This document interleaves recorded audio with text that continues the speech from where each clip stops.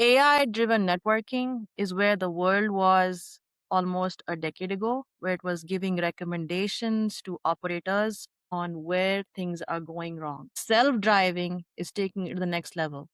Not just automatically tell you where things are going wrong or where you could do better, but actually fix it for you, just like a self-driving car. So the whole goal is, yes, you'll see a morning cup of coffee view where, dashboards are blinking red, green, and yellow.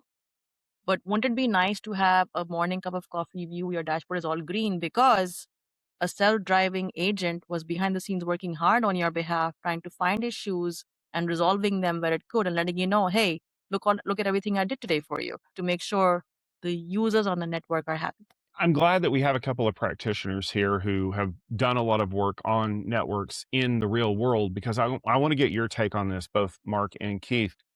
Does that story resonate with you about having systems that go from advisory to full operations without the need for anyone to kind of look over the shoulder of the network and say, yeah, I think that's probably a good idea, or no, I wouldn't do it that way if I were you?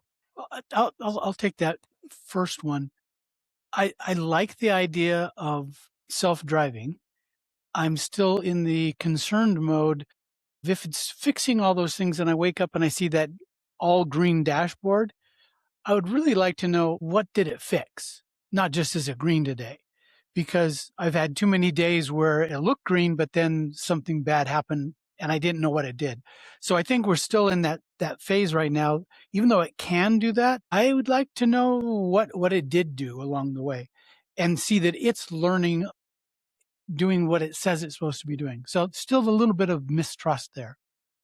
Yeah, I'll bounce off that. It really comes down to the trust. What's actually going on? I've been playing with HPE's self-driving stuff, and for the most part, it's been fairly solid. You guys talk about how it's been trained off user data, off of tickets for years and years and years. There's tons of data going back, and so that right there helps. But in my environment, it hasn't been trained on my environment, and there's a lot of variables that make it a little bit hard to trust.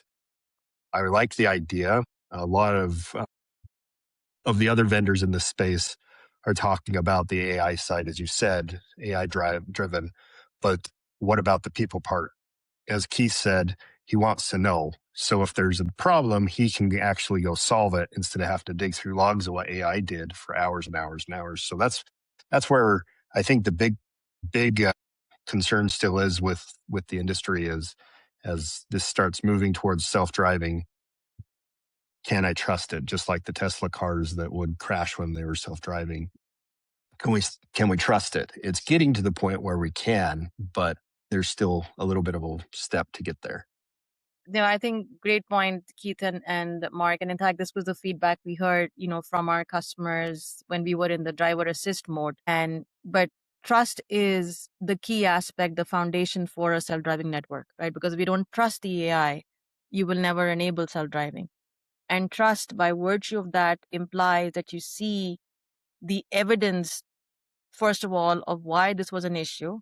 And then you see the evidence of what the AI engine recommended as this is how we would fix it. And then even more importantly, ask for permission.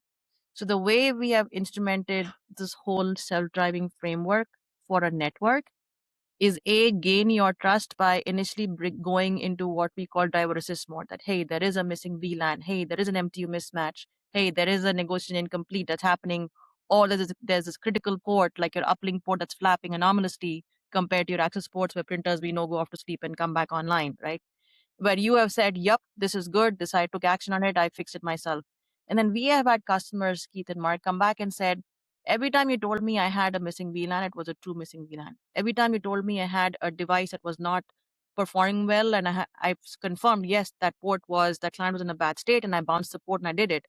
And these are all very focused, very, not a huge blast radius kind of actions, but issues that happen day in and day out for operators that consume hours and hours of the level 1, level 2 tag to go figure out where is the problem.